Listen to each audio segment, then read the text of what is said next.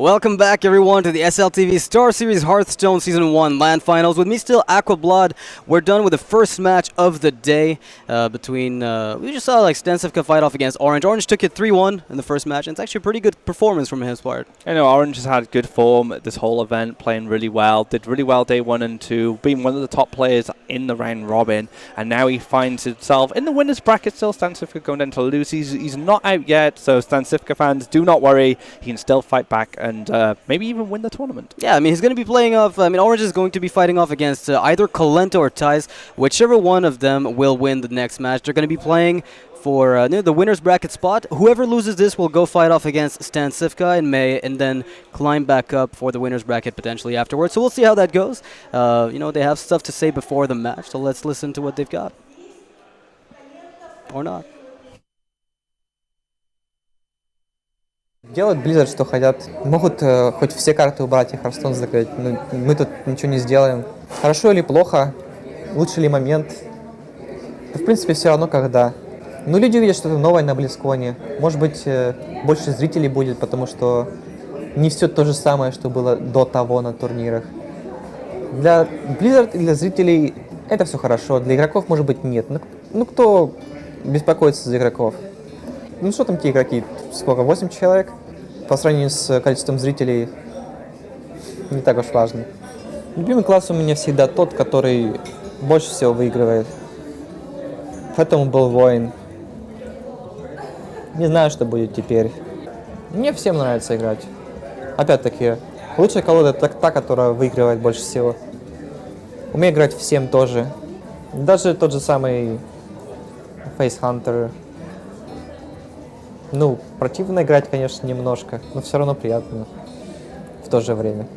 Ну, мне не нравятся карты, которые зависят от рандома. Карты как пилотируемый Шреддер, который призывает рандомное существо со стоимостью 2 маны. Карты как Доктор Бум, которые могут просто убить весь стол практически за бесплатно. Мне не нравятся такие карты, поэтому я считаю это наибольшим промахом. А что мне нравится больше всего, это... Мне нравятся драконы, мне нравится, как контроль колоды могут использовать их в теории. Сейчас они не очень хороши. Обычный контроль колоды их не используют даже. Может быть, в будущем добавят что-то другое. За пределами Hearthstone нет у меня не особо никаких хобби. Это работа, которая приносит удовольствие довольно часто, не всегда, большинство времени. Alright, so we have a confirmation that Dr. Blooper can wipe the board for free, and, Pilot Shredder is also a blooper. He doesn't like these cards. He likes... Well, Kolento to me comes across as a person of logic and reason, and Dr. Boom has no logic or reason because it's so random, and like you say, can clear his board, and he probably wants to see more honest cards, you know, more stable cards. But, I like these little cards in Hearthstone because they create excitement, they make a dynamic situation, so maybe... I mean, over time it evens out, right? Over time, the RNG evens out. It might get crazy and spiky in a really big event, and that's, I think, where it becomes a little, people can get salty about it. And when it really matters, when the stakes are high and the RNG is a big component of a win, then I guess there's a reason to kind of dislike it. But as far as making the game enjoyable to watch, it has to have some kind of variance. I mean, I do like Patron Warrior. It's the less RNG probably deck ever made. Besides card draw, there's very little RNG, and so it's all about skill. But we see sometimes how stale this can look. Control Warrior, again, besides Brawl, having very little of it. So I'm on both sides at the same time. I mean, the game's still young. It's only been out, what, 1.5 to 2 years. That's pretty young for a trading card game. If you look at games like Magic, which has been around 20, 25 years, there's still a lot of room for development of less RNG type decks, more RNG type decks. I mean, the game has a bright future. We'll probably see some more fun stuff come this way. Casino Mage. That being said, we're going to get some thoughts from Thijs before we move on to the match, so let's listen to what he's got. I look at Hearthstone as something that it is and was always my hobby, it's my passion, but it's also now my job, and I just like what I'm doing. For me, it's really important to do something that I like. If I won't like it, I should stop with it, because then it won't hurt myself too much. But at the moment, I really look at Hearthstone as something I enjoy in my life. I get a lot of life experience from, and I love doing it. So it's something I will do until I don't like it anymore. I think a skill that I have is that I put a lot of effort into it. I'm really motivated, maybe more than others, and I spend a lot of time into the game. I also have a personality that I look really criticizing to myself. When I lose a game, I don't look at the game where I lose to something that is random or I couldn't do much about. I look at myself what I could have done better. And even if I win, I still look at the options or the place where I have done something better. And I think that's a pretty strong mindset. If you want to be a competitive player, you should always look the way how you can improve yourself. Making a new deck, there is a lot of things coming into making a new deck. You need to know exactly how the class works, how cards together works, if the things are not getting too much situational. I have to say I'm not the best deck builder. I am a bit creative, and how I do it most of the times is I look a bit around how decks are being played and I try to improve them. Not really making my own decks, but seeing what decks are being played, and I always try to improve them to the best. But yeah, I would still like that I could learn some bit from also making more decks myself. It's something I would like to have. I have probably dreamed a bit about being a competitive and professional player. It already started from me young, where I played football and everything, and I always wanted to be one of the better players. And yeah, I think everything in life is so similar to what you're doing, and it always has probably been. It was not my first dream, but I always had the mindset of like going professionally in everything I actually did. I played a bit of poker, but it was always not for much, just friendly more and some low stakes. But I never really wanted even getting into it. But I played League of Legends for more than 2 years, and I played it on an okay level. I was diamond every season, but I never took it super competitively. I didn't really play for a team. It was more something I enjoyed a lot, and that is where maybe my Hearthstone experience came from. Just loving the game a lot, and from loving the game I even loved it more, and every day I spend it more into Hearthstone. I came in love with the game. I don't have a final goal that I want to achieve at the end. I just make always step-to-step goals, and every time when I have a goal achieved, I already look for another goal to achieve. And I actually have to say that I'm already really happy with how it goes now, and that I don't like to make a lot of goals. I just want to see how it goes and just enjoy that feeling of just having achieved a goal, and then you look for the next step. But I don't think you really need too much goals to just be happy. My point of life or goal is I just want to be happy with myself and be what I'm doing. If I have something I don't like doing, then I just don't want to do it. And I think I cannot hold on if I will not like playing Hearthstone, even I'm the best player of the world, but I don't enjoy it, I will not feel happy. For now on, I just feel so happy with what I'm doing, happy with streaming. Even I'm maybe not the biggest streamer, I enjoy it so much to talk with everyone, and that's just something I can already look afterwards, just wanting to stream again. And yeah, I don't really have the big goals in life. I just want to be always happy with myself and being happy in life. Don't worry. No, Thijs, Be happy. bleeding his heart out to us there, what he loves, what he's passionate about. And, he said as long as he enjoys this game, he'll be happy and he'll keep playing it. And he's in such a good... He is the European champion. He's had a lot of good results. But maybe there'll come a day where he's like, I want to play chess instead. Maybe I want to play something else. I mean, right now, he's doing great, and I like his attitude, really, about the game. I think it's a very healthy one to have, whereby you keep playing as long as you enjoy it, and as long as there's enjoyment, there's also the inherent... you strive for excellence, which is exactly what he was saying. He likes to be competitive in what he does. He wants to be good at whatever he engages, and he needs to enjoy it in order to want to be good at it. So I think it's kind of like a circular thing, where whenever you're in that zone, and you get those feelings about an activity you enjoy, you're bound to get better. And Thijs is proving that it's, at least for now, working out for him. And he's loving his job right now. His job is to play Hearthstone at the highest level. He's a competitive guy, he's an ambitious guy. So he's living the dream as far as he's concerned now. So as long as it remains a dream of his, you know, wanting to be the best, wanting to play this game, he'll be a happy guy, and he'll know one day maybe you won't want to do it, maybe you'll try something else, maybe you might want to play Overwatch. Right, who knows? You know, pew-pews, maybe a little bit cooler than playing Face Hunter. No, still pew-pew and just a different kind. Way. Yeah, exactly. Kolento says he can play Face Hunter, and that's exactly what he brought, or at least not exactly. Maybe we're exaggerating a bit. It's more of an aggressive Hunter. Thijs, I think, is playing something similar, maybe on the slower side, so Kolento technically has the edge in the matchup. Both players are banning Patrons. Secret Paladin needs to get that out of the way, and Hunter needs to get that out of the way. So in order to make sure that everything's fine, you ban it, and Thijs has a Warlock to Kolento's Mage. It is a Zoo, and it is a Tempo Mage on the other side.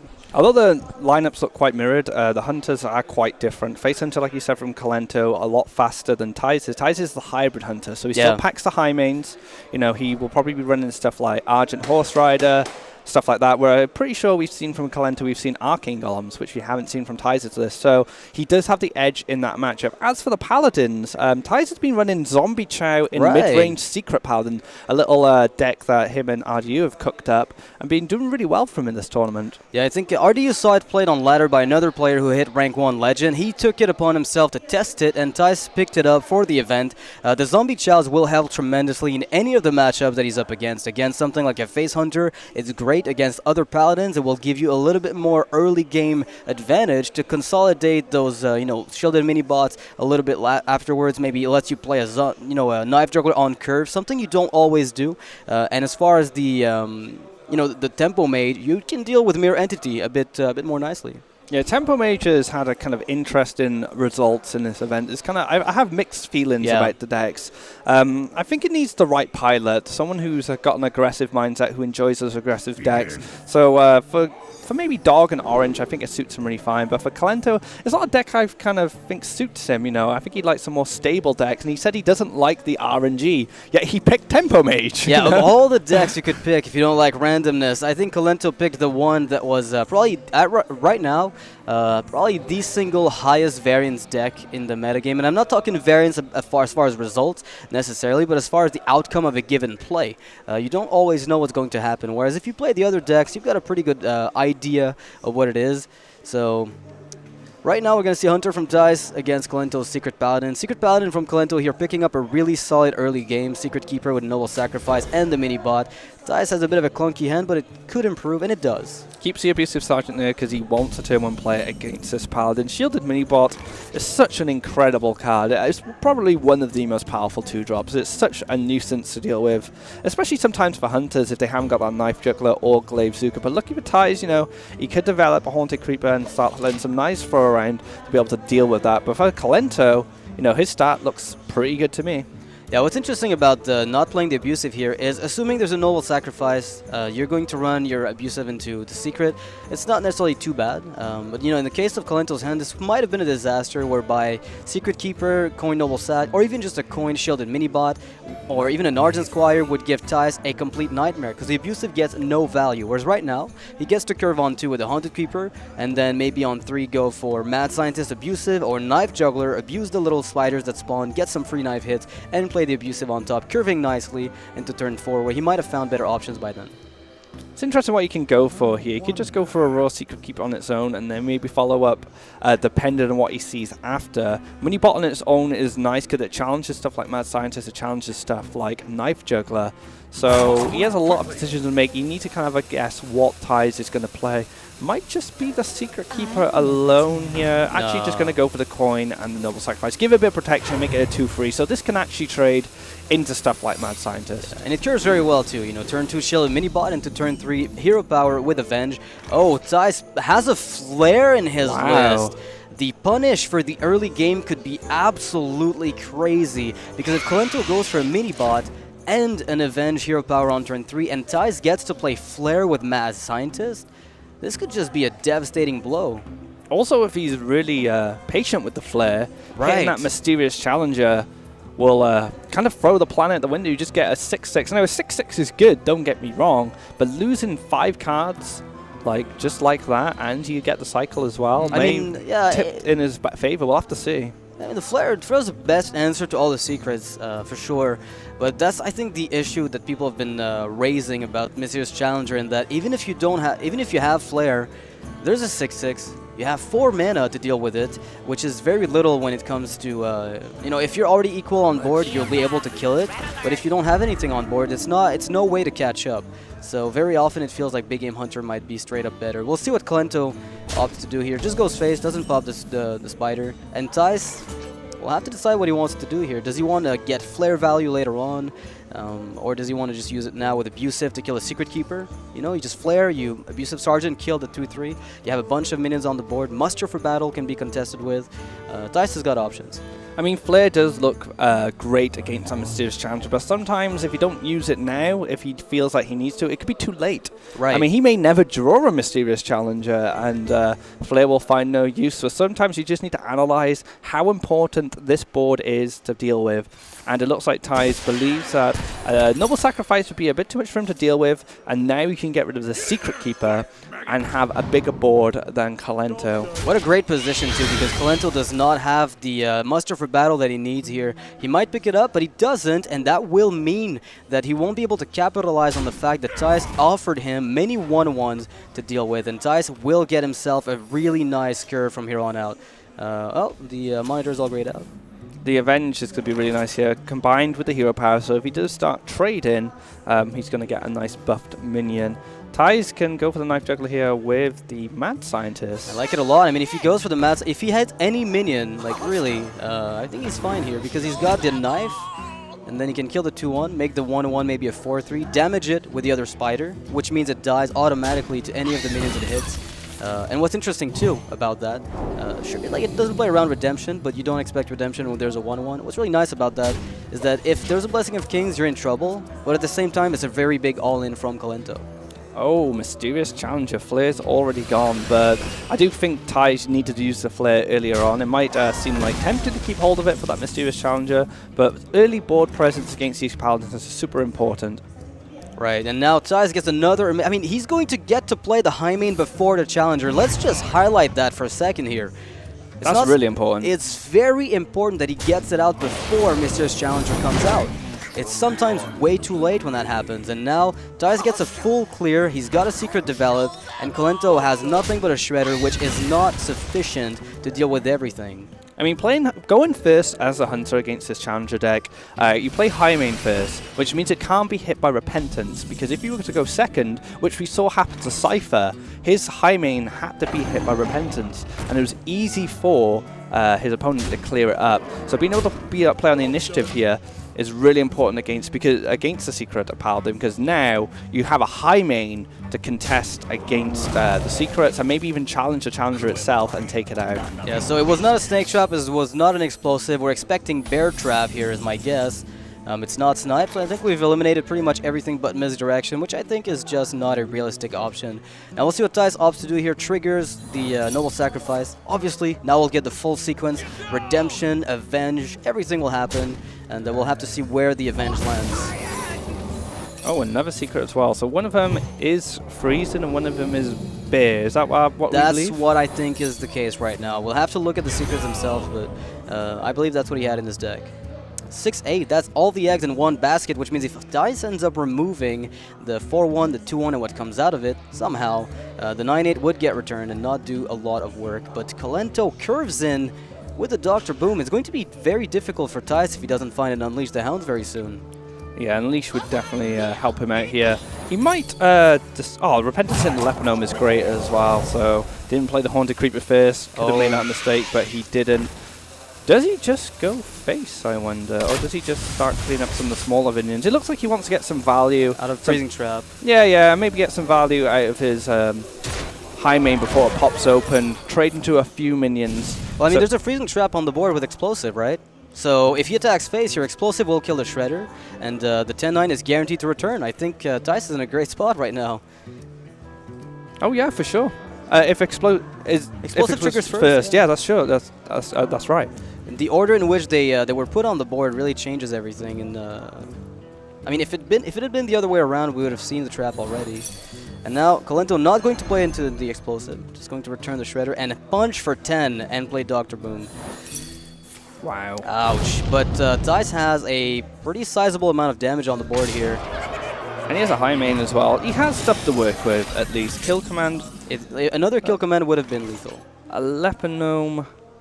Not quite enough. He really needed to find something a bit more active there. I feel like it's alright. You know, kill command the 10-7, use your Lepinome on it, play the other Lepinome, hero power, and go face for 7. Maybe Kolento can't kill you with this board. There's a good chance that he can't. So we'll see what ends up happening.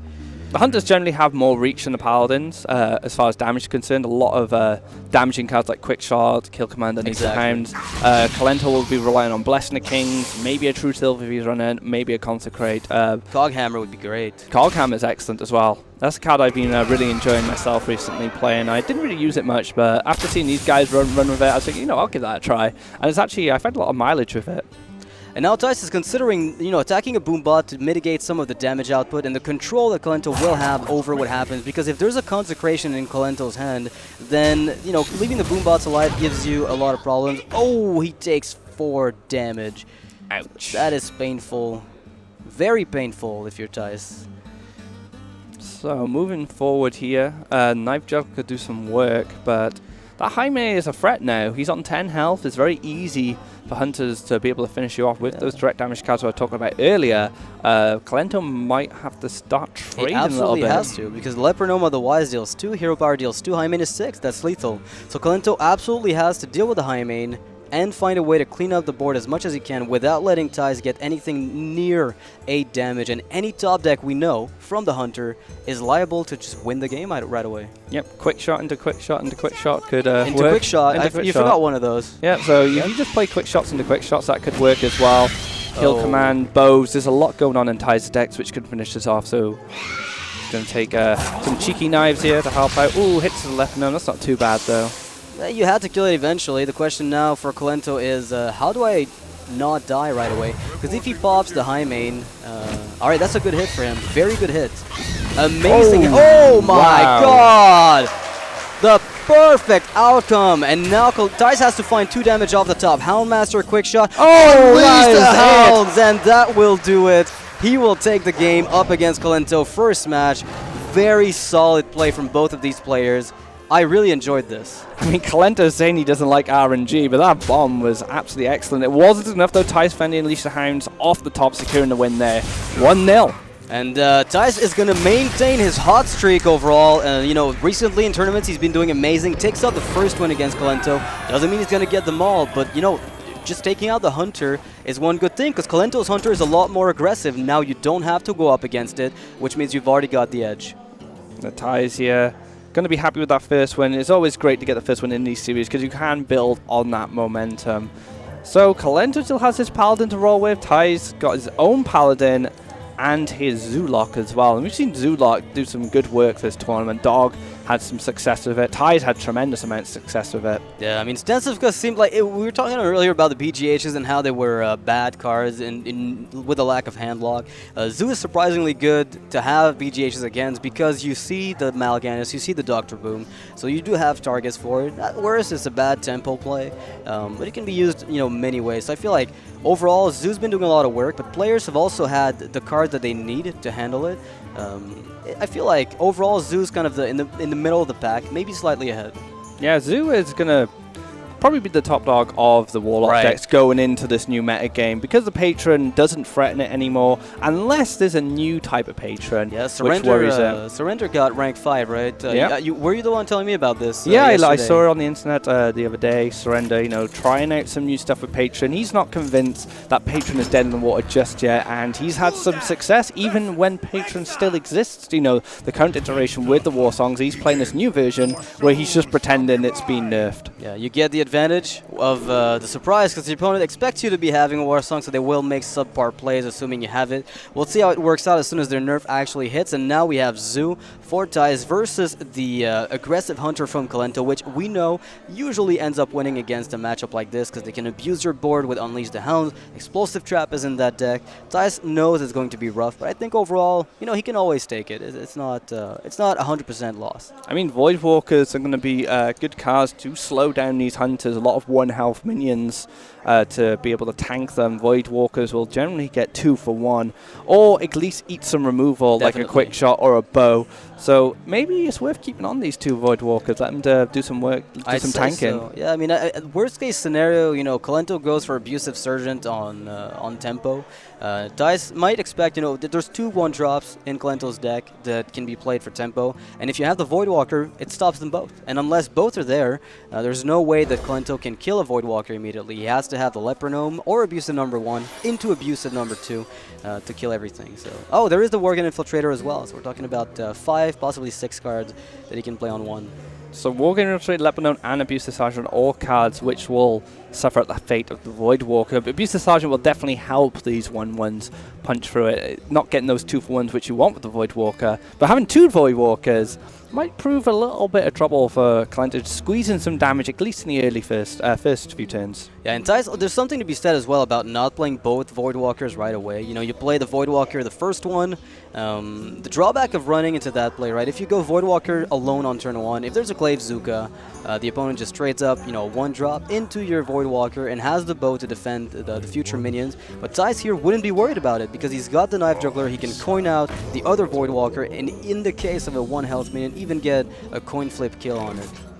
Imp Gang Boss, that's not a bad card. It can be played in your favor as it trades well, but it can go against you, making those Unleash Your Hands a little bit deadly. 2 Void Walkers come down, staring at Kolento in the face, saying, "Come at me, bro." Yep, I'm ready. I'm taking those hits, and I won't be taking any damage for the time being. Glaive Zuka gets picked up by Kolento, though, but I have to wonder if Abusive Sergeant and Leopronome together won't simply be better. It's a matter of figuring out what your best curve is. For curving purposes, I'm assuming Glaive Zuka would give you a little bit more flexibility if you use it now, because you have 1-drops to play later on, but you do want a board.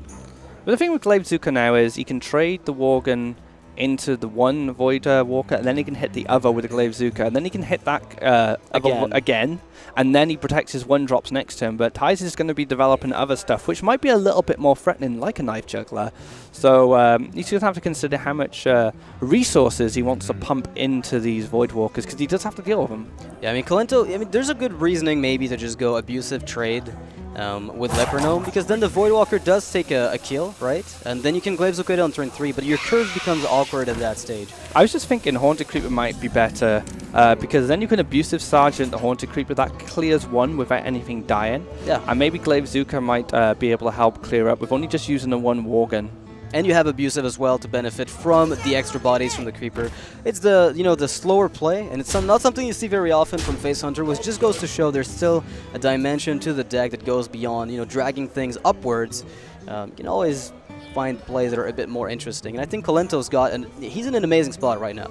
Unleash the Hounds is a good pickup for later, maybe not just now. Abusive Sergeant on the Haunted Creeper seems pretty good because he doesn't lose his Haunted Creeper to the Void Caller. The thing is, you can go Glaive Zuka first, right? You can just Glaive Zuka first. If it buffs the spider, you use it with the Glaive Zuka to kill something. And then Abusive the Worgen. Yeah, and if it's the other way around, you're even further ahead. I mean, it's pretty much, it amounts to the same thing overall, I think. I'd rather have a spider on to attack, I think, overall, since I'm guaranteed to lose the Worgen anyway. Oh, wow. Great hit here for Kolento. I mean, you need to play the Glaive Zuka first anyway, because you need to be able to align your Abusive to what doesn't get buffed. So if you played the Abusive first and then traded it and then played the Glaive Zuka and it hit, say, the Spider after you traded, for example, that Void Walker is going to stick around. So, you know, good sequence in there. Yeah, I mean, this is pretty much the perfect hit for Kolento. It's not going to get much better. There's a good, maybe, argument for holding on to the board again, you know, playing it passively until he can guarantee a kill on the Juggler. But with a Juggler on the board, you don't want to keep that Worgen alive and doing nothing. Oh my god, he's taking that chance. This could punish him really hard. I mean, he's got the Unleash, so he's not out of it. But that is very risky for Kolento. I think he just wants to optimize the plays that he's making curve-wise. If the hit is good here... Oh my goodness. That's such a good hit for him. And the thing is, as well, that Worgen did nothing at all that game. He just sat there and got hit by a knife in the shadows. He didn't manage to squeeze any damage in because of the Void Walkers, but not being able to use it to trade as well means it just did nothing. Essentially, you're trading the Worgen for a Void Walker, right? And you're setting up another 2-1. In this case, it would have been the abusive that would have gotten sniped. So ultimately, you're still losing a 2-1 no matter what, but you're not even removing the Voidwalker just yet, and you're going to have to do that afterwards with your weapon or find a Hound to use it with. I think the Unleash the Hounds may have been what changed his mind, because now he can go Unleash with abusive, guarantee a kill on the Juggler, find more options, and if he picks up a Juggler here as well, the Creeper becomes exponentially better. Doesn't find the Juggler, Unleash the Hounds, abusive, like you said, might be the thing he opts for here. That Imp Gang boss is a bit annoying though. Yeah, it looks a little weird. I mean, you could go for the Unleash abusive, as we spoke of. You know, you just kill the Voidwalker, you kill the Knife Juggler with your weapon, you have the Creeper still alive, and you're left over with one Hound. I think it might be the better play, because you still curve with Animal Companion afterwards. If you have a Creeper alive, Leok is amazing. What can Animal Companion do here compared to Unleash the Hounds? Is there anything you can do better? Leok will let the Spider trade in for free, and then he can just hit with the Glaive-Zuka. So he has a Leok sitting there. That's right, definitely. That's right. Leok and... Misha's not too bad. He can abusive Sergeant now, trade in, kill the... That's another way. You can save the Unleash the Hounds now, but when maybe an implosion comes down, Kolento says he likes to consider all the plays and how much use some of the cards have in the future in some of the interviews. And we saw him do this with a flame cannon yesterday. We thought it was immediately going to go on to the threat, but he held on to it and it really paid off. So maybe he's waiting for that implosion to come down. But for Thijs here, Misha is a wall that he won't be able to punch through without using the power of This may actually have been the best outcome for Kolento. You know, Huffer was not exactly amazing, but it was good. They did kill the Voidwalker. Misha is, you know, protecting him. So every outcome from Animal Companion was substantially better, I think, than any of the other outcomes. And Unleash the Hound leaves him a lot more vulnerable on the board after everything's said and done. No Beast to enable the kill command. I'm not even sure he'd really necessarily want to. Is there a good argument for just Leper Gnome, Hero Power, push face? Maybe trade into the 1-1. Maybe just trade into the 1-1, start doing some damage. Those Voidwalkers were so key to Thijs stabilize in the early game. He hasn't taken any damage by turn 5. Well, turn 4, sorry. So this is the first amount of damage that Kolento is going to do to his face as a face hunter. And Thijs is going to turn 5, so he's managed to hold off so well with just those 2 Voidwalkers and a little help from Knife Juggler. I feel like Thijs is in a great spot. He's life tapping. You know, I'm safe. I haven't taken too much damage just yet. I can actually, for once, afford it. And he's going to go for a really board heavy. I mean, this is, I want to say perfect curve with the implosion, but it almost is. Kolento might have to go for the Unleash, but he's going to be disappointed once he sees the implosion. Never mind. Maybe there's a change of plans. Pushing face may just be better. I mean, if he does go for the Unleash here, he can pop over the open the Spider, get 5 dogs there. He could even kill the Imp Gang boss first instead and just still get 4 dogs, but at least he deals with that problem.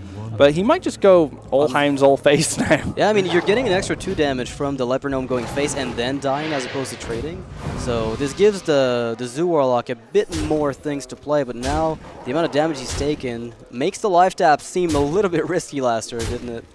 Well, Thijs was pretty safe on his health on turn 4 at 30, only taking a bit of damage, but now, one turn later, he's down to, 2 turns down later, he's down to 12 health.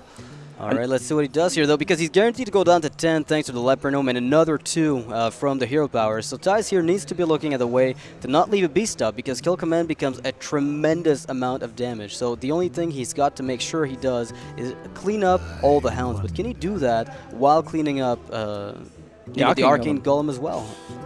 So Implosion can deal with the Arcane Golem and the rest of his minions can deal with the Hounds, but that still leaves 3 damage on the field. 2 more damage coming from Leper Gnome when Death Rattle goes off. Hero Power as well. He's got 1 card in hand. Yeah, I think Dr. Boom might just be the play. You know, you trade with all the Hounds, with everything you've got, then you play Dr. Boom. You have to win as well. You can't just trade forever. Yeah, I mean, how do you kill the Arcane Golem and do everything else? That's he has to play Implosion if he wants to kill the Golem and all the beasts. He can't do everything without using the Implosion at the moment. So it's a bit tricky for him. Oh man, he's just dead. So much damage. Kolento playing really patiently at the start, and he wins. And he'll win now. You know, it paid off. Exactly the card he needed. Thijs knows that he's dead on Kill Command, but what can you do? You don't really have the choice here. Kolento takes exact lethal over the... If Thijs didn't life tap, he would have had enough health. He would have lived, but he would also not have had the Argent Squire. We should have given him one less Hound. I have to wonder if you still don't have to stick to the good old let's not life tap against Hunter Moto. Maybe that's still the way to go. The thing is, Thijs is so healthy for so long. Yeah. I mean, Hunter needs to deal progressive damage from turn 1 onwards, and it wasn't until turn 4 he actually took any damage, so Thijs probably felt a bit comfortable. He thought, you know what, I may be able to squeeze in a tap here, find some more answers. But ultimately, this is a bad matchup. Yeah. And Kolento's patience really paid off at the start, and he managed to find the win there. Despite the bad juggler, I mean, he's still, despite Thijs' really good juggler on the Worgen Infiltrator, Kolento played it very well. He said, I can play every deck, even face Hunter. So, well, yeah, he did say in his interview, even though he doesn't really like it, he can still play it. So he said it was a disgusting deck, wasn't it? So both Hunters are gone now, and it looks like it's going to go down to a Paladin Mirror. Yeah, and Thijs has the Zombie Chow. This gives him the very early advantage, usually. That's what the card is there for. And he's playing a much more mid-range variant of Paladin, not even the one with Belchers, right? It's not even the Belcher type of Paladin. No Quartermasters, no such shenanigans, just literally a challenger deck, playing Zombie Chow, the typical array of mid-range decks. I'm not sure if he runs Divine Favor. He might run one. I don't think I've seen one. I know Dog plays two. I know Kolento as well plays Divine Favor, but I think it's a single one in Kolento's deck. Thijs, in his deck, I'm not sure is running one. So what do you keep here? Zombie Chow for sure. Is Noble Sacrifice ever worth keeping? So Noble Sacrifice early on, what it would do at best is maybe stop something like Shield of Minibot's Divine Shield. But if the opponent just plays it passively and you never get a 2-drop, then starting with a Zombie Chow and not having a 2-drop and having Noble Sack instead is not nearly as powerful. Muster for Battle will negate it, and then you're stuck with nothing but the Chow. I think you'll just keep the Chow and try to find a 2-drop. Yeah, those mini-bots, so important, so powerful. Yeah. All right, game number 3. Who's going to be able to go ahead here in this Paladin Mirror? It looks like Thijs has got himself the Zombie Chow with a Creeper Curve. Kolento could opt for a Redemption with Shielded Minibot. That is definitely a good play. And when you look at the Shredder, if he just keeps curving, the Redemption is guaranteed to give him something good. Whether it's a Shredder or a Minibot, either way, he's a winner.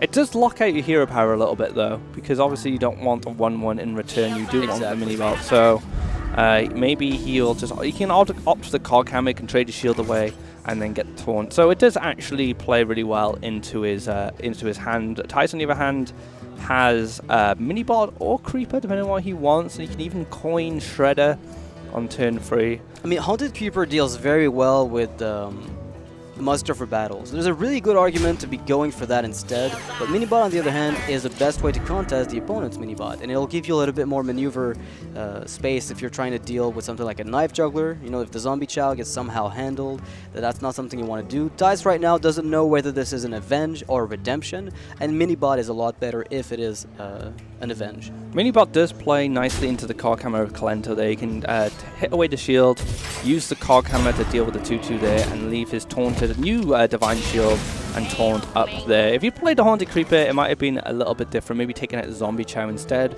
But that Minibot was dealt with quite easily, which is not always something that happens with Minibot. And I really like that, Thijs, if he'd gone for the Creeper, would probably have had a better turn, but do you play it around Cog Hammer or do you play around the other cards? I think statistically it makes a lot more sense to play around the other cards rather than the Cog Hammer. It's a single card in the opponent's deck. You don't really worry too much about it. And now Kolento can keep pressuring his opponent. He's got the Shredder and the Minibot with a Redemption. Thijs still doesn't know what it is. Could be Avenge, right? Yeah, big question mark on that secret. And Avenge is quite threatening as well, gives him a lot of power on board. Redemption is even worse. Well, I would say Redemption's worse because he gets his minion resurrected with the shield, which you'll find out now, and then he has to deal with that pesky shield once again without a weapon available to him. Light's Justice is a good way to deal with stuff like Divine Shield, but he doesn't have that available to him just yet. So if Thijs opts for Redemption Haunted Creeper, he's guaranteed to get the same kind of value that Kolento already got. Unfortunately, though, Kolento will have the luxury of ignoring it if he wants to. Maybe not playing around secrets may sometimes be the best way to play around them. Just ignore them for a little bit until you're in a position where you can start worrying about it. When you start forcing out, if you know it's Redemption, you force out something like Muster for Battle, you can give him a 1-1 instead of this Minibot. But Thijs had to test that secret. You want to know what's up. You want to know what Kolento has available, what he's used.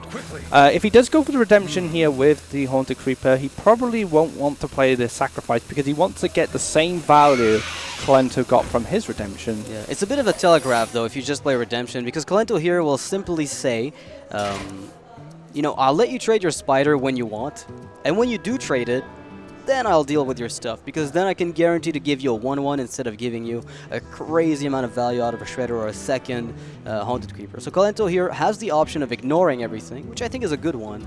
If you look at it from that perspective, you just go, you know, Creeper, Noble Sack, why not, Hero Power, and then push. And then by doing that, you're forcing Thijs to open up all his minions to a bad redemption. So as a weapon charge to get rid of as well, and the Muster of a Battle will come up, he'll replenish his weapon. Exactly. Yeah, I like him just going on the aggressive here, making Thijs make the trades so he can get better value out of the redemption by, like you said, trading into 1-1s and other such invaluable stuff. So Thijs here also, you know, we have to keep in mind there's a consecration on Thijs' side, which is definitely something awesome in a position like this one, because you're able to not have to worry about anything the Paladin does. It's unlikely to become massive. The worst case scenario is obviously something like a Blessing of Kings, right? And you have your own to counter that. So it's either going to be you have to deal with a big guy, you've got the Blessing, or a bunch of small dudes, you've got the Consecration. So Thijs technically is still in a perfectly okay spot. I'm interested what he opts to use here to pop that Noble Sacrifice. So again, it's a big question mark here. What is this secret? Like you said, if he pops open the Spider, the redemption loses value. If he pops open the Piloted Shredder, you might find something a bit more usable for the redemption, but it's all a bit risky. How do you play around this? Do you go for a Blessing I like of Kings on the Spider. Yeah, I was Yeah. going to say Kings on the Spider looks like a safe way to not have to worry about too much. And you're still staying into the mindset of, I'm going to get my redemption value whether or not you want to give it to me. And now all we have to see is whether or not this is a bad redemption target. Yeah, not something you want to get out of redemption, really. Yeah, you don't want that Direwolf. You want a Millhouse. Would you play a Noble Sack just because? It might actually be worth it now, because getting the Noble Sack back or getting the Direwolf, I don't think I mean, there's it's much difference really, is there? No, it's really no big drawback. You're getting a 2-1 either way, except the Direwolf, if you keep it healthy, is worth a little bit more than having, you know, a 2-1 become a 2-1 again. But at least this way he can maybe get the shield gone, maybe get rid of a 1-1, and then it'll come back, so he'll have another minion that can contest some other stuff from Kolento's side. Yeah, I like that. Consecrate's going to play a big role coming up, I think, for Thijs, especially if he can clear out Oh the my Spider. god. Oh, wow. Definitely. Crazy. The Spider's been popped. Thijs basically gets a free ticket to the consecration of his dreams. It's like a phone call. Would you like to win the most amazing consecration? Unless Kolento just starts trading a lot here, but I don't know. I feel like to commit to the line of play that he's taken already, killing the Direwolf Alpha is fine. You just push for 4 to face, or maybe kill even the 3-1. The problem with playing it passively here is that if there is a consecration, you're probably falling behind pretty hard. So here he can pop everything, you know, kill a 2-1, kill a 1-1 if he wants to later on, play Noble Sacrifice in order to protect all he's got, and he gets a full board clear. But Thijs also does. Yeah, that Consecrate's going to be massive. If he finds he could 2-drop as well in this next card, maybe another Shielded Minibot, maybe another Haunted Creeper, it'll look even better. Low Fab. We're not going to see that just yet. Consecrate automatically picked up straight away. Let's clear that board of Kolento's, get to develop a hero power, and he can pop that secret as well with the little Spider.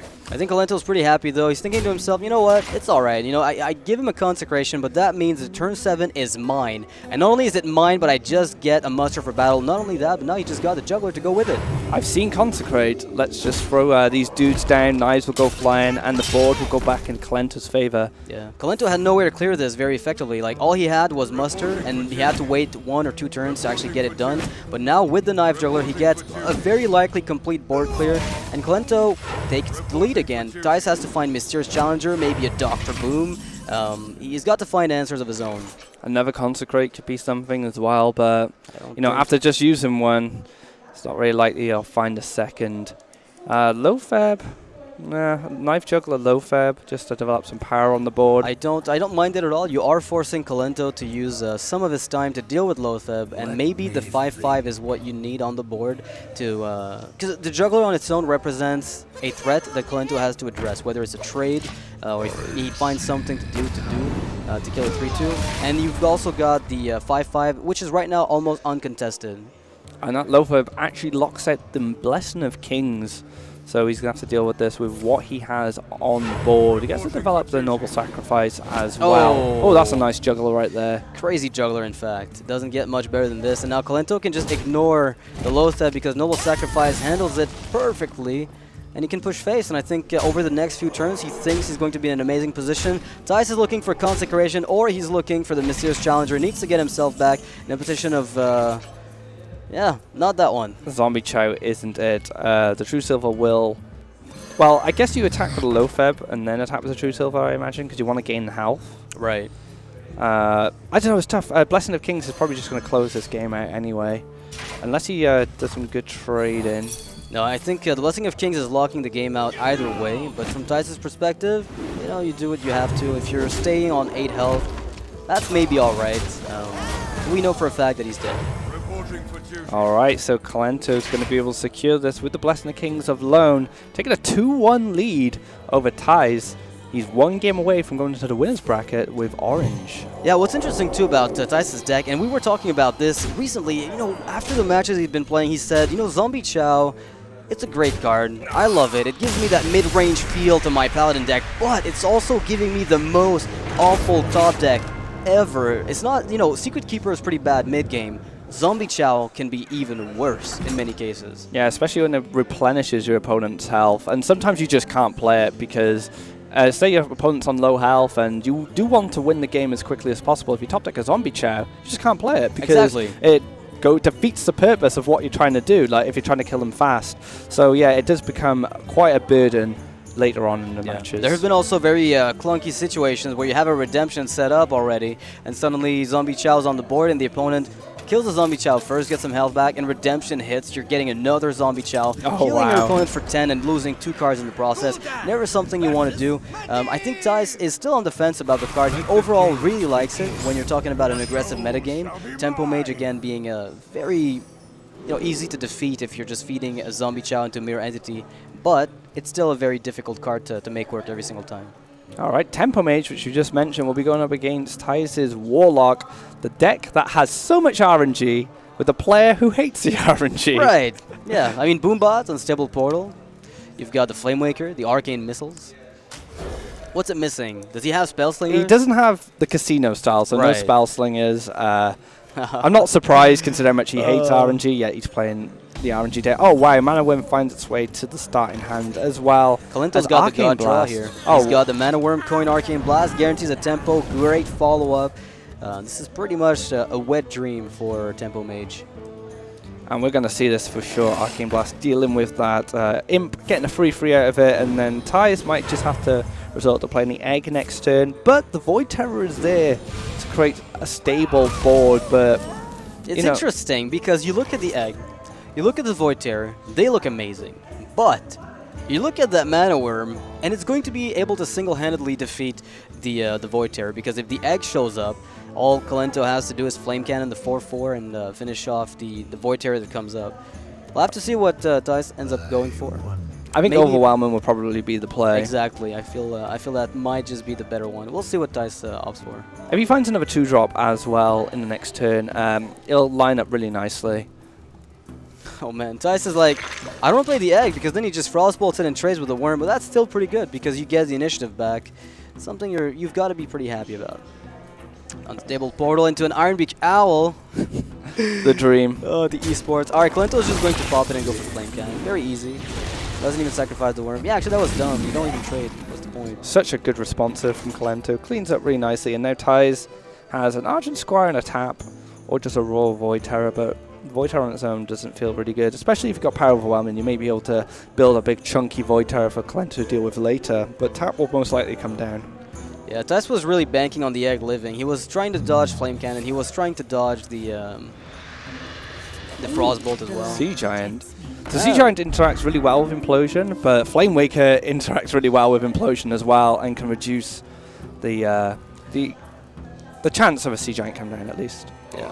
I think Thijs might be able to clean. I mean, technically, there's a great chance he's able to clean out the Flame Waker here, with just the Implosion. It's a 66% chance to work. If it doesn't work, he's in trouble. So he might just go and kill the Mana Worm, but that makes the Implosion a lot less effective, right? You could go for Power Overwhelming on the Argent Squire, kill off the Flame Waker, go for the Void Terror, get yourself the biggest possible minion you can. That might just be better, but he's gonna go and try, and it works. That's good for him now. And this sets up for a Sea Giant flight. Flame Waker is out the way, so you don't have to worry about that just yet. There might be another in Kolento's hand, but quite unlikely. It looks like this Mana Worm is doing a lot of work on its own. A Raging Worgen. That's a good one. That could be more than good, actually. Because even if... interesting, actually. So, I like this actually going face. He could have traded to protect his Raging Worgen, but Thijs is already down to 16 health. He's got 2 Arcane Intellects in hand. Double Power Overwhelming into Void Terror? Yeah, just go for it. Why not? You know, I mean, you have to kill the worm, so ultimately you will be losing one of your minions. You at least have to kill the Raging Worgen. You know, I think that's definitely something to consider. I guess I wouldn't mind just a Power Overwhelming, maybe kill the Worgen and taunt up your guys. But yeah, I like the Argus actually, thinking about it. And you still have another Power Overwhelming for later. It's not amazing, but it's alright. I just really like getting a big minion out of the Void Terror. The thing is, like, if you do that, then maybe you lose too much of your board and Sea Giant is effectively dead for the rest of the game. But if you feed your opponent an Argus with a Worgen, he's getting free trays. It just gets Wind Fury. Oh man, here we go. Oh, the big one is going to come out. Oh, one tray goes down. Keeps the 1/1 as well. I like that as well. It's another minion that can help him trade. Oh man, now force a ping. Kolento has a 50% chance with a Flame Can to deal with it. He might take it now that he's got the Mana Worm picked up. And if it doesn't work, then you at least kill the 1/1. You've got a 2-attack minion to maybe contest the board somehow. Pick up a Frostbolt and you're able to finish off the Void Terror. It's very difficult though, because if that 50-50 doesn't work on the Flame Cannon, you're in a really rough spot. We're in a world of hurt with an 8-5 swinging at you. And he can even just start trading, which is what Zoo likes to do. And then it gives Thijs some time to start developing more of a board. You might just ping the M first, right? I think so. Maybe he might Arcane Intellect. Be a bit more ballsy. Maybe look for a Frostbolt. Oh man, this guy. If he does that, then definitely showing some serious patience. Kolento considering all his options here. Goes for a Flame Cannon and he hits it! The 8-5 is taken out by a 50-50. Mana Worm gets to come down as well. Wow. All right. Well, Thijs is not going to be so far ahead in this game that he's guaranteed to win. However, Thijs has a 50% chance of his own to kill the Mana Worm with the coin. I mean, not the coin, but the knife that gets thrown out. It doesn't work. So Kolento getting all the luck so far. Yeah, Kolento's actually way far ahead here because double Arcane Intellect lets him kill the Juggler, but he doesn't build a board. He has to find something to put on this board because Zoo will otherwise take advantage of that. Thijs can actually not life tap for a while. He can keep him out of Fireball, Frostbolt range as well, which is only to pick him up later. Oh my god. Frostbolt on that Knife Juggler. Looks pretty good. Trades into the Imp as well for the 2-2, kind of resetting the board. Ooh. Well, that is tempting, but I'm assuming you have to wait just a little bit longer, right? You can't leave a Knife Juggler around, right? Unless you go trade with the Mana Worm. Yeah. It just feels a little clunky, I think. I think you want a 2-for-1 as much as you can with something like Mana Worm, especially against Zoo. Yeah, there's no ping as well. It's not like Thijs has many, ping effect that he can abuse to kill your worm. He's gonna have to trade with that 2-3 into it. And not something amazing for Thijs. It's good, mind you, but it's not stellar. And but ask Kolento some questions now. Does he have any big demons sitting in his hand? That Sea Giant's been sitting in his hand for a very long time. He may even think it's a Mal'Ganis, a Doomguard. There's a lot to consider. Iron Sensei. Not the card you're looking for, but it's a card. Right? If only he was playing Mech Mage, right? Well, there's a Mirror Entity, but it's unfortunately a bit too late. Kolento's got a very clunky turn. Like, the end of his turn is very clunky, and now Thijs will get to play the Sea Giant if he wants to before the Mirror Entity is even developed. And he can even go with the Nerubian Egg first if he wants. Oh my god, he can go with everything. That's really good. Void Walker will actually protect him a little bit from the minions as well. So not too bad of a draw there, because it does line up nicely with that Sea Giant. It's as good as it could get, I think, as far as the top decks you got. Maybe Mal'Ganis, you know, to get that Void Color value as soon as you can. But I think overall, getting that 8/8 before Mirror Entity's placed. We get a lot of 1 and 2 drops that can get hit by the Mirror Entity anyway. Right. So now Sea Giant's going to come down. We haven't seen it in a while. Well, Kolento's got fireballs left, so he could just wait for those, go for some burn to the enemy face. Unfortunately for him, the deck is not nearly as thin as he wants it to be to get those fireballs and guarantee them. Oh, Antonidas. That's a play. Hmm. Is it worth it if I wonder you if you only wait. play one spell? It's just that you can do it next turn with something like Archmage, Frostbolt, the Giant. Maybe you keep the Archmage. In the meantime, you play Mirror Entity, you set it up. We know he's got a duplicate. Kolento is playing a duplicate in his Tempo Mage. If only he could get the duplicate now, that would be so much of a difference.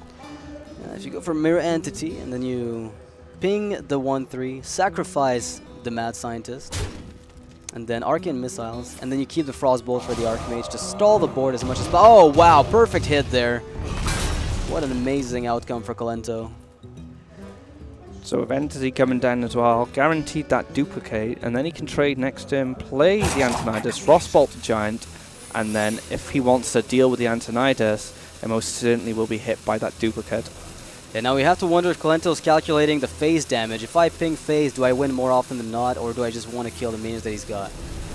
He's pinging the Void Caller, maybe forcing Thijs to trade. Make the trade, right? Because it's on 1 health, you want to kill it before the mage gets a free kill.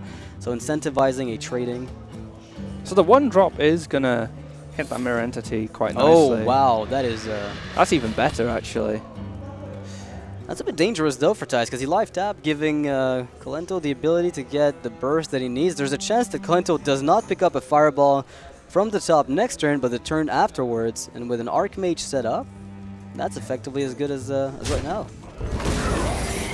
Alright, so Abusive Sergeant gets propped by the Mirror Entity, and then Egg gets a trade into it very nicely. Yep.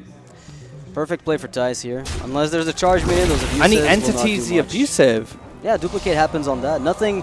This is not a good outcome for Kolento, but now Archmage Frostbolt on the Giant means his Archmage is going to give him a Fireball, and he's going to be very close to winning. Could you calculate and go face with the Archmage?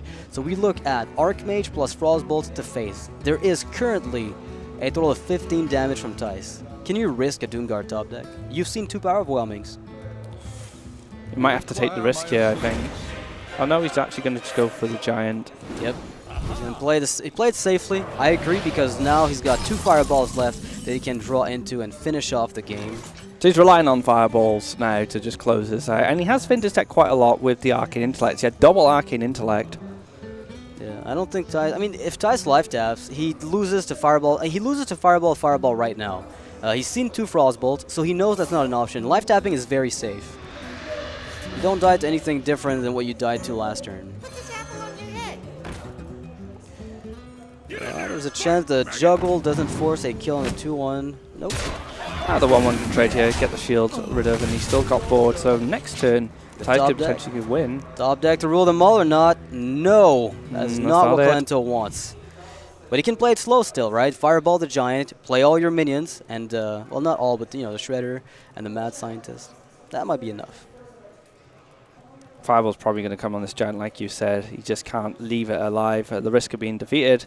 Shredder's a nice minion to have down, though. Nice and sticky. Might force some more trading. And Scientist, do you reckon he'll find anything else? Was it just 1 duplicate, 1 entity?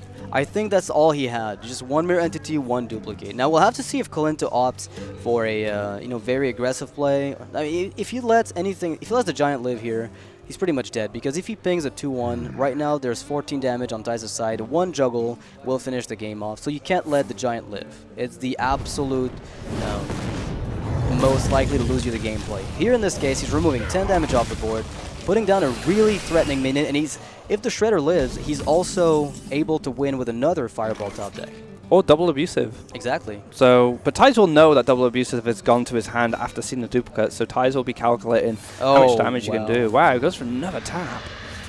So Thijs right now dies to Fireball alone, doesn't even need Kolento. Kolento doesn't even need to find anything other than a Fireball. The Abusive, sure, it's another win condition.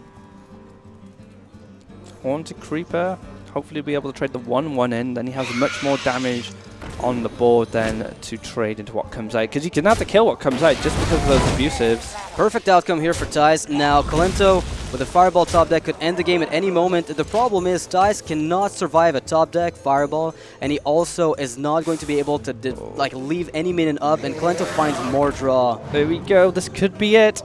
No, that's not it. Yet. But you play everything.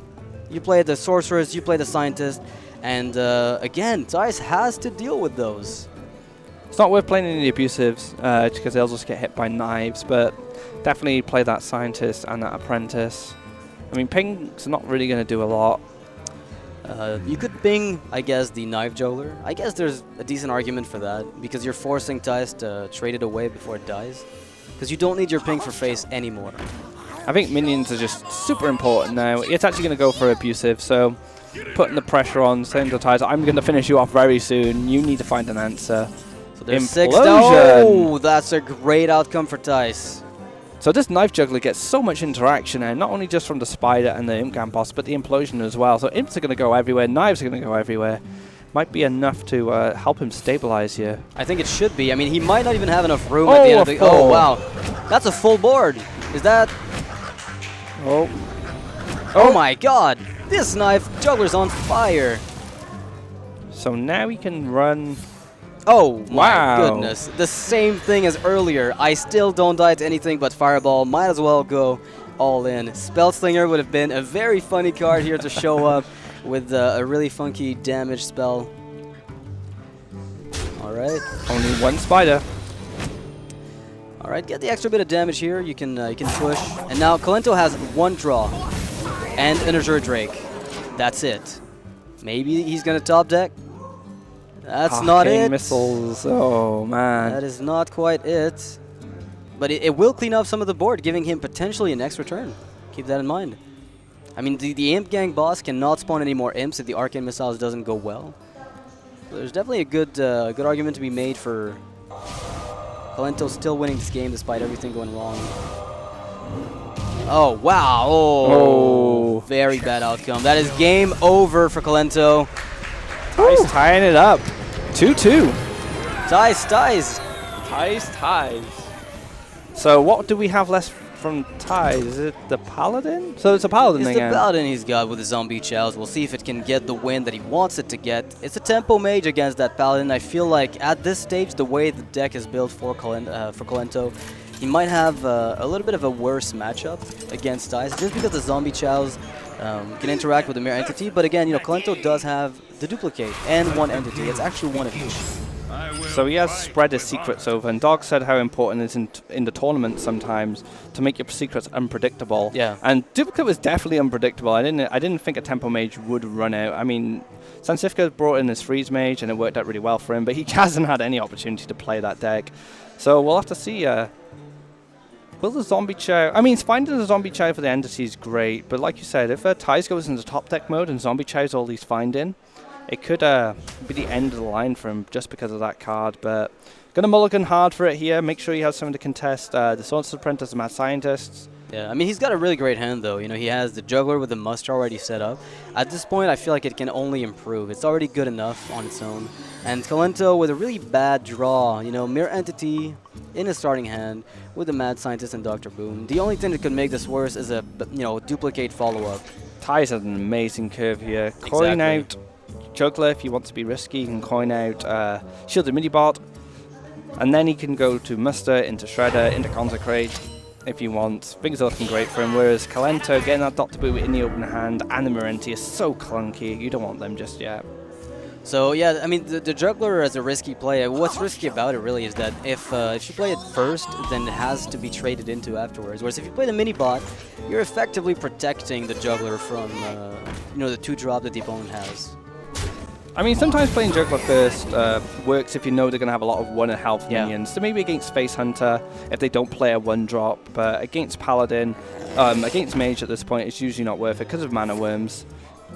Alright, so very good outcome here for Kolento. He's got the duplicate set up, so when Thijs goes for the muster for battle here, which I expect him to do, he will be getting 2 Mana Worms back to use in conjunction with the Arcane Missile to clean up what's on the board. And the mini-bot will be dead. There's a good chance that he gets at least 2 of these guys dead, maybe even all of them.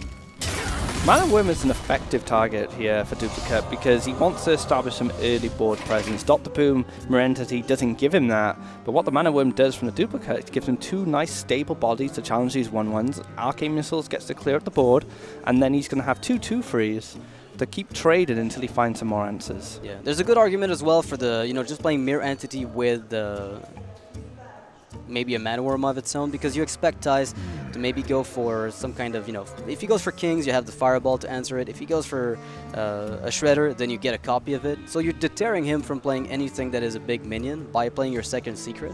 Whereas if you go for the double Mana Worm Arcane Missiles, you're a little bit mana inefficient either way, but you're also running into the problem of feeding him value if he has removal.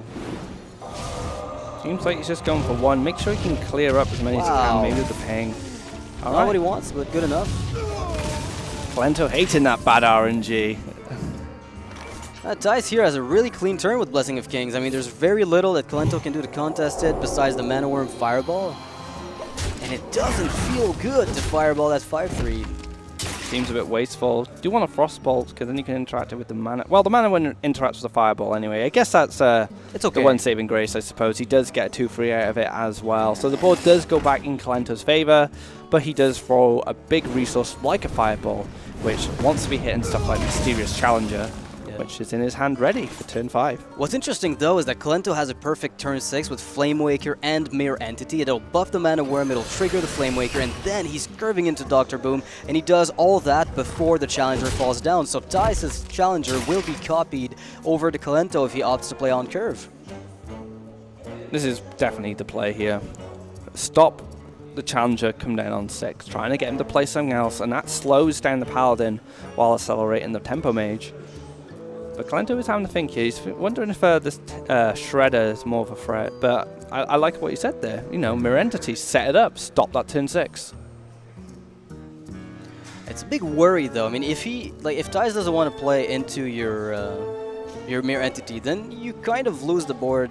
Usually, a bit more often. But if he doesn't have Repentance, then Dr. Boom is a perfect answer to a if Thijs doesn't play into Mirror Entity, then Dr. Boom's a good play. Well, yeah, if he plays Mysterious Challenger on 6, Repentance, like you said, comes up, Dr. Boom becomes a lot weaker. But if he had locked out the Mysterious Challenger with the Entity, Dr. Boom becomes a lot safer. Exactly. It's interesting that he decided to go for the Frostbolt. So more threat from the Piloted Shredder there. Yeah, he went for the more removal-centric play, and now Thijs does, however, get a perfect opportunity to use the Challenger. I don't think it's getting any better than this, is it?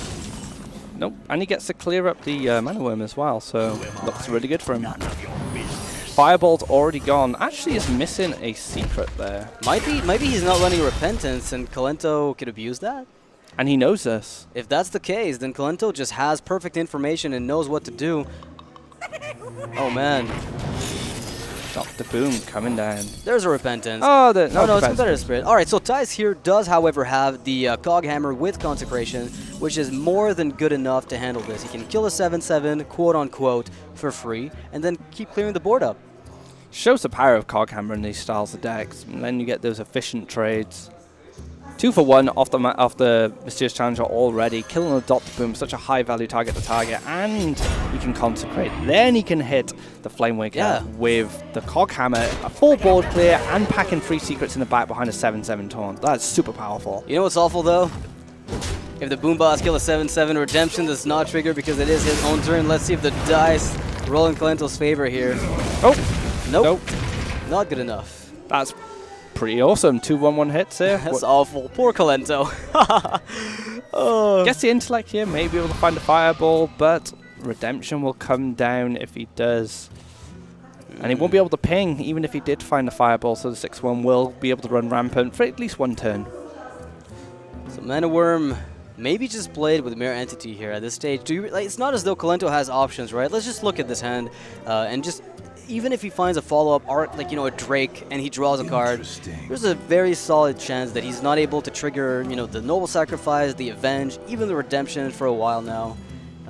He's so far behind now. Yeah, I don't even mind Mirror Entity ping, because that way you double Arcane Blast ping next turn, and maybe that's a bit better. I'm not sure. I feel like you might need the Azure Drake with Arcane Blast to get anything done. That's relying on 2 cards in your deck, which you may not even draw. Thijs, oh, finds a Zombie Chow. Wow, this is exactly what we were talking about. Great response to Mirror Entity there. Thijs with the cards. And he has Consecrate in the back ready as well. Second Consecrate gets to develop the Shredder and the Haunted Creeper if he wants to. It's just looking so good for him. It's hard to push Thijs off of this position, really. I mean, a 7-6 dies to Fireball, granted, but then Kolento has to ping. There's a good chance he just leaves this. Swing into the face. He might hold on to the Haunted Creeper here just to tell Kolento he might have some more stronger options than Haunted Creeper in his hand, but no, he goes for the nothing play. can punish you, right? Like, sometimes you might refrain from playing a minion because you're going to get punished by a card, say Flame Strike, but you know it's not in there. You've seen the deck pretty much entirely. Oh, Kolento has a pretty okay card here in conjunction with Arcane Blast. That's going to give him quite a bit of removal potential, and when you consider the fact that Mana Worm gets buffed, it's potentially getting better and better. So he hits one of the other cards because he wants to use Mana Worm as the thing that will trade here, but he still needs to proc the Noble Sacrifice, which is what Zombie Chow will more than likely do. So interested where he's going to throw his next Arcane Blast. I mean, I think ultimately you want that our Mr. Challenger to die and to ping it. If you kill the Zombie Chow, you're guaranteed to get yourself a redemption on it. So, I mean, that's got to be something that's on your mind. You're happy to get that 2-1 redeemed. Alright, bit more RNG. Oh, nice. Perfect outcome here for Kolento. The event trigger is sure. Hits a spider, that's really good. Yeah, now redemption on the Zombie Chow will give Kolento a bit more mileage, and that 7-3 is going to die to the 4-3. The Zombie Chow from Kolento will be able to do a trade into the Shredder, and he can ping the Zombie Chow afterwards. Works out really nice for him. He gains 10 health from that play alone. That's amazing. He can ping the Zombie Chow, keeps his own alive. Shredder later on will trade into the Zombie Chow if Thijs doesn't go for a clear. Things were looking heavily in Thijs' favor. Well, they are. Well, they That's are now. why they were looking that way. I still think Thijs was favored a lot in this position because he's got the weapon to use with Consecration. He's got cards in hand. Kolento was in a top deck war against a Paladin who's got 5 health to feast on in the form of Zombie Chow. So either way, even though this turn was well played by Kolento and things turned out okay, it still will not be enough, no matter what, to get back in the game. Like I said, even before the Tyrion, Thijs was looking favoured, but Kolento, you got to tip your hat off to him. Right. He dealt with that situation in the best possible way. Alright, so maybe a Hail Mary can save Kolento. It's been seen before, but if everything dies from Doomsayer, you're still not dodging the Ashbringer, the Shredder drop, and the 2/1/1s. And you're just going to be taking 5 every turn, or Thijs will just be able to clear any minion you drop and keep developing his board. So yeah, it's looking pretty bleak here for Kolento. Muster for battle. More pressure if he wants it. This Tyrion can now smack 6 to the face if it chooses. He could even start trading the Shredder and just completely lock out Kolento if he wants. Oh, I mean, I guess yes. I guess he can. It depends what he wants to do, but I don't think he really needs to. Just go face here. Threaten lethal as soon as possible. There's nothing he can really lose to in this position. Assuming Ashbringer is frozen back-to-back and Kolento picks up some kind of wonderful sequence of cards, maybe. But even then, I can't think of a single card in Kolento's lineup that negate. Oh, well, never mind. Unstable portal. Let's see what this does. This might be Kolento's last choice. Oh, no. Deathwing would have been absolutely funny. Doomsayer? No. And that's it. Thijs takes it, going into the winner's bracket finals with orange. Just proving how solid he is. You know, Kolento is going to go in the loser's bracket. I think Stancifka and Kolento have been the ones that have been running into the most issues trying to secure a spot in the playoffs. For sure. And now they're going to be going forward. Let's see what Thijs has to say about that match. Probably just a little bit. And he's happy. Congratulations again. So the first match of the series was crazy. What helped you to win it? Yeah, well, all really close matches. I'm actually surprised that I could take it at the end after being behind. But yeah, the Zoo and this one at the end, it's at the moment, or at some moment, I knew which cards he had in the hand or didn't have anymore in the deck, and I think that paid off.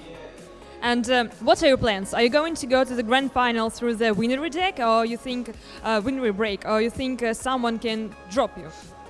Well, I face Orange now. I think I have a pretty nice lineup against him. He won the first one earlier this event, so it's going to be hard, but I think I can do it. Good luck with that, and thank you very much. And we go back to our casters. All right, so he said that Orange had taken the first match versus him in the in the round robin, and he wants to get it back. I think these players are very well matched either way, lineup-wise. Well, if you look at actually the round robin statistics, Orange and Thijs were the top two. Yeah, and now they're both in the winners' finals, so it's kind of consistent with how they performed in the previous 2 days, so good for them. And Orange actually did say in an interview that he'd like to play Thijs again, so now he's going to get that opportunity. If you look at the brackets, playing in that winners final stand, Sifka and Kolento fall into the lower bracket where they can fight back to the grand finals with a bit more work involved. Yeah, they're definitely going to have to try. I mean, whoever loses between Orange and Thijs is going to face off against the winner of the losers match. So even if, Orange or Thijs loses, it's not over for them yet. However, Stensivka and Kolento are on the ropes. One more loss for either of them and that's over. So they'll be having to climb back in. It's going to be a little bit difficult. We'll see that. We'll be taking a short break before we move on to the rest of the tournament, guys. Don't go anywhere. We'll be right back.